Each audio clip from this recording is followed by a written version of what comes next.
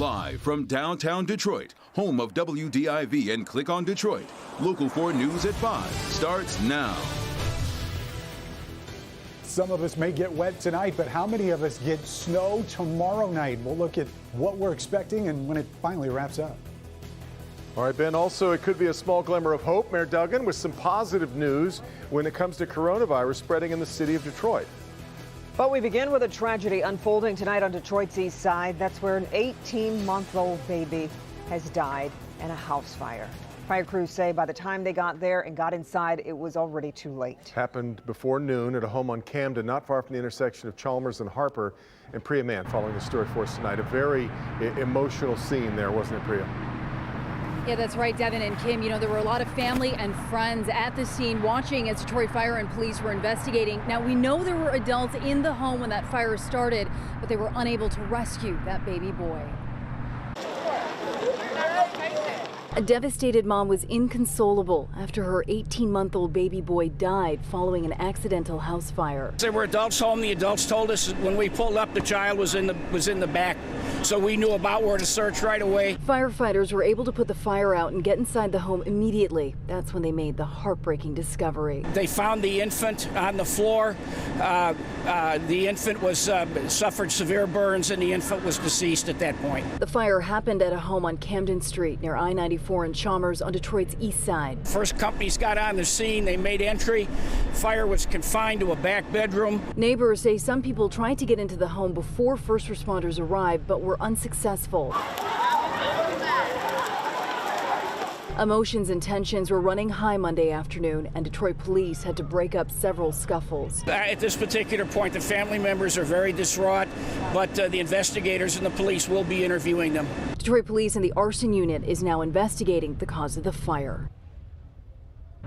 And I just got off the phone with Detroit police. They say investigators have no reason to believe that child died before the fire started. This was likely an accidental fire. That cause still under investigation. Reporting live tonight, I'm Priya Mann, Local 4. Just horribly sad. All right, Priya.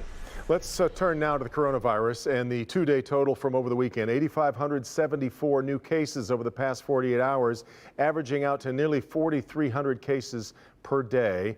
61 more deaths reported over that same two-day period as well. Now, with Michigan leading the nation in new cases of COVID-19, Mayor Duggan is pointing to one bright spot that's emerging in the city of Detroit. He says the number of new cases has started to decline over the past week or so. Let's get to Rod Maloney. And Rod, what is he attributing this to? Well, masks and vaccinations is the way it looks, and he sounded very upbeat, which is a decidedly different tone than we were hearing from, say, the hospitals and the governor last week. We're seeing a good trend. New cases the last 10 days. We were at 500 a day. Last couple of days we've been basically at 300 a day. Want to see this for another week or so. The mayor's optimism spread to his vaccine distribution program. He believes it's been a success. Right now, he's reporting more than 50% of Detroiters 65 and over received their first vaccine dose, roughly half of that for the 30 to 64 crowd. The mayor's concerned, though, that the 16 to 29 age group isn't responding as well. So he's changing the system. Instead of calling ahead for an appointment, you can just walk in unannounced. I want to make sure in the city of Detroit, every single person who wants a vaccine has access. We are going to be the city that has the most open access of any place in America. The mayor announced 4 centers starting tomorrow morning and running Monday through Friday 9 to 5 at the TCF Center downtown, the Farwell Rec Center on East Outer Drive, the Northwest Activity Center on Myers, and the Samaritan Center on Connor on the east side. Local 4 News asked the mayor what happens when enough vaccine is doled out and then people aren't interested anymore. The mayor answered he expects that's going to happen across the country and probably soon. We will ultimately evolve to a flu vaccine kind of situation where anybody can go to their pharmacy or their doctor or our health clinics always offered flu vaccines. So my guess is it'll always be available. So the mayor also says that he wants to get to the 16 to 29 age group out and vaccinated. So he's going to be recruiting the help of fairly popular figures in that age group to help with that. And in the meantime, Wayne County has also started what the mayor is doing in terms of allowing for people to just walk in and get vaccinated. And the locations for that are listed on clickondetroit.com. Reporting live, Rod Maloney, Local 4. Okay, Rod. Now let's take a look at the vaccine. 7.7 million doses have been delivered here to Michigan, with 5.7 million shots going into arms. Now to new information we're learning into a deadly officer-involved shooting overnight on Detroit's west side. New police dash cam video shows someone firing multiple shots at officers as this chaos unfolded. We bring in Victor Williams following this story. Victor, officers seem to be under fire several times. Yes, that's right. And they wanted to remain very transparent about this incident. That's why they released that dash cam footage, which shows the shootout, which really looks like something out of an action movie. We do know that that man ended up dying from his injuries after being shot multiple times. But the chief is saying that he does believe that he knows the motive.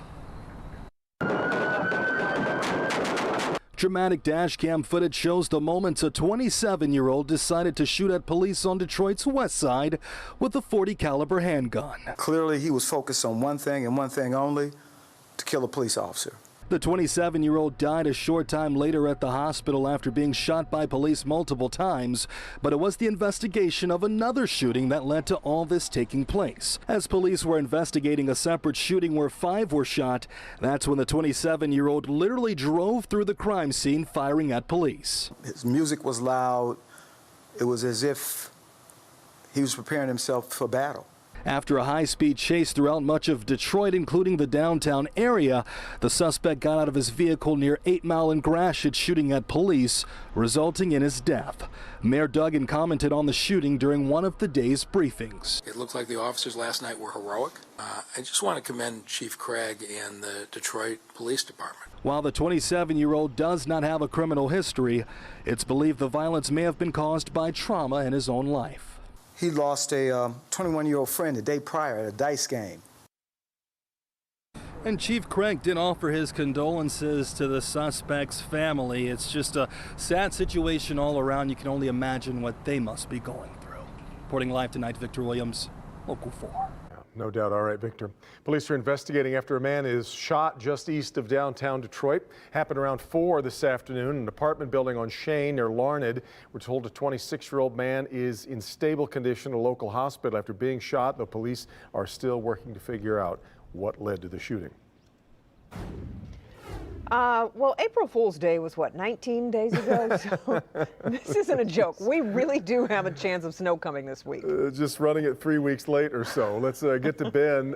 We got a little bit of rain coming too, and the wind is kicking up. That's true, yeah. 47-mile-per-hour gusts so far this afternoon, and it is definitely coming with some colder air. Funny you mentioned April 1st, KG, because that's the last time we've seen temperatures like what we're expected to get here in the next 48 hours. Storm Tracker 4 has it all liquid. That stuff should wrap up by about midnight tonight, even before in a lot of cases. We've lost the 60s. We're down to the 50s on the east side, mid and upper 40s here in the west and north zone. But look at this. Wind chills right now down as low as 37 in Flint, 38 in Lapeer. And as those temperatures continue to drop and the wind's still with us this evening, those wind chills are likely to go lower. Freeze warnings now in effect for the western part of the state. We will probably be under some form of watch or advisory or warning as our temperatures get to their coldest point here on Tuesday night and also on Wednesday night. But you can see tomorrow we'll get to 43 before the rain and snow starts. Coming up, we'll talk about how much we're expecting and when it finally all shuts down in just a few minutes, guys. Okay, Ben. Well, you saw it unfold all day today right here on Local 4. Prosecutors and the defense got their final word with the jury today during closing arguments in the Derek Chauvin murder trial. Outside the courtroom, tensions, the amount of security growing. Let's get to Jay Gray following this high-profile case from the start. He joins us with the details of this most critical day. Jay? Hey there, good evening. And this is a day that's really stretched out much longer than anticipated. Both sides taking full advantage of their last opportunity with the jury that will decide the fate and ultimately the freedom of the former Minneapolis police officer. He did what he did on purpose, and it killed George Floyd. Calling Derek Chauvin's actions an abuse of power, an assault, and betrayal of his badge. Prosecutors tell the jury you don't need to look much further than the images from that day, including the video of George Floyd's dying moments, to understand this case. You can see this with your own eyes. You could see what happened, that he couldn't breathe. He said he couldn't breathe. working meticulously through testimony from the state's experts while often discounting those from the defense, at one point reminding the panel of Floyd's screams with Chauvin's knee across his neck. For 9 minutes and 29 seconds, he begged, George Floyd begged until he could speak no more. 9 minutes, 29 seconds. It's not the proper analysis because the 9 minutes and 29 seconds ignores the previous 16 minutes and 59 seconds. A struggle defense attorney Eric Nelson says framed the events and Chauvin's actions that day. The former Minneapolis police officer removing his mask, facing the jury as Nelson reviews use of force requirements, telling jurors Chauvin never violated police policy. These are the actions of a reasonable police officer. A phrase a reasonable police officer he used often during his time with the jury. Continuing, Nelson pushes on the defense theory that Floyd's heart, his use of drugs, and the crowd that gathered all played a role in his death. When the jury returned to the courthouse this morning, they came prepared to stay here a while. They'll be sequestered until they reach a verdict. In Minneapolis, Jay Gray, Local 4. Okay, Jay, and as we await a verdict in the Chauvin trial, Chief Craig says his department is ready. Yeah, new tonight, who the chief says he's leaning on to make sure everything that happens will be peaceful. Hank?